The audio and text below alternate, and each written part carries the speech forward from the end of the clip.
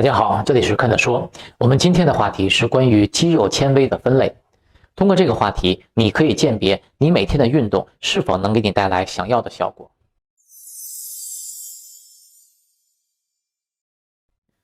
我们的肌纤维至少有7种以上。为了便于大家理解，我们今天简单的分为3类。第一类，1型肌纤维，也就是耐力型肌纤维。第二类，2X 型肌纤维，也就是力量型肌纤维。第三类2A 型肌纤维，也就是体积型肌纤维。耐力型肌纤维主要负责耐力型运动，例如长跑、自行车、有氧操等等。耐力型肌纤维的特点是肌纤维的体积小，肌纤维收缩的速度慢，但是持续工作的时间长。我们常见的有氧运动主要就是由耐力型肌纤维负责的。力量型肌纤维主要负责大负重、速度快的动作。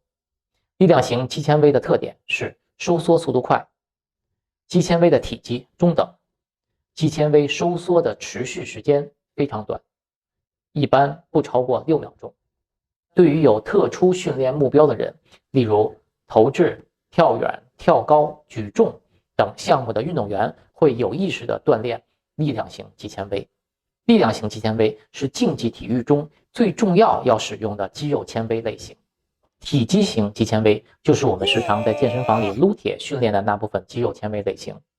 它的特点是体积大，但是绝对力量和耐力表现都一般，也就是说既没有爆发力和绝对力量，肌肉的持久运动能力也不好。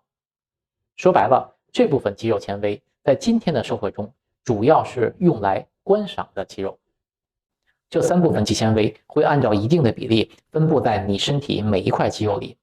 有的人可能耐力肌纤维含有的数量比较多，有的人可能力量型的肌纤维含有的数量比较多。这不只是来自于遗传基因的影响，后天的训练也可以改变你肌肉纤维的类型比例。例如喜欢做有氧运动的人，耐力型的肌纤维就会得到发展。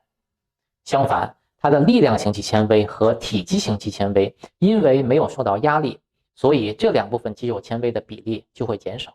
相反，如果平时多训练力量型肌纤维，那么它的体积型肌纤维和耐力型肌纤维也会相应的减少。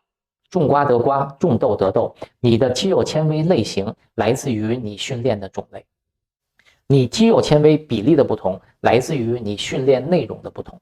你不会因为做1种类型的训练得到2种类型的肌纤维，甚至可以说这3种不同类型的肌纤维它们之间是反比的关系。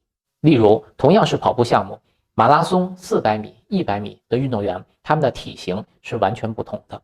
当然有很多项目既需要爆发力又需要耐力，例如一些球类项目或者拳击、综合格斗等项目，这就要求运动员既要训练耐力，又要训练爆发力和力量。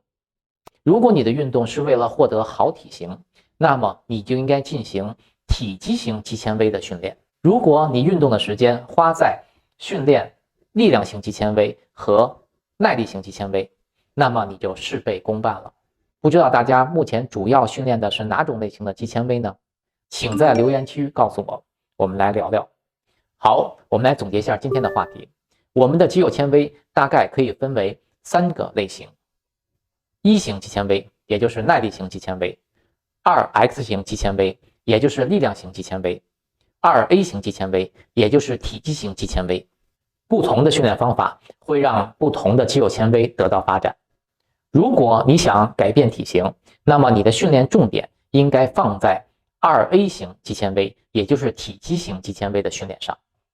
如果你的训练都花在训练其他2种类型的肌纤维上，那么你的时间、金钱和精力都是一种浪费。谢谢大家的观看，我们下次再见。